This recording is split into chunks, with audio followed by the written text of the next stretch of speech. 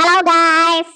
Kumusta po kayong lahat? So for today's video guys, may gagawin na naman tayo dito sa aking dining area. So yan yung naisip ko guys, para medyo pag napapalaki yung subo mo sa pagkain mo, nakikita mo yung sarili mo sa may dining area nyo. Kasi sa tapat lang to ng aming dining table.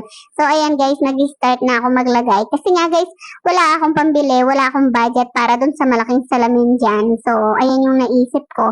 So, nagbigay naman si Mr. ng budget namin sa pang-araw-araw. So, ginalingan ko na lang kung paano mamili para may magsobra dun sa budget na binigay niya. So, ayan, successful naman. Nakabili tayo ng materials para dito.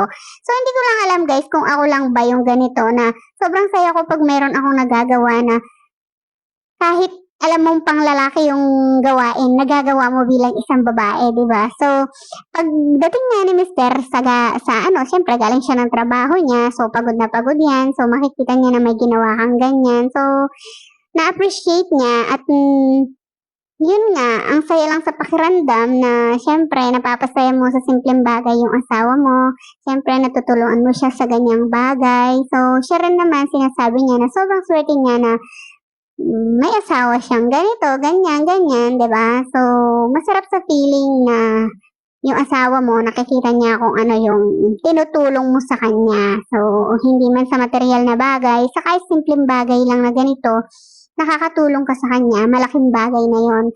At yun nga guys, eto na nga yung result ng ating ginawa for today's video. Yan guys, sobrang saya ko po sa naging resulta niya at alam ko na nakaganda siya sa aming dining area. So kung may natutunan ka naman sa video natin for today, comment ka naman po sa baba kung nagandahan ka rin dito sa aking ginawa. So hanggang sa muli, maraming salamat!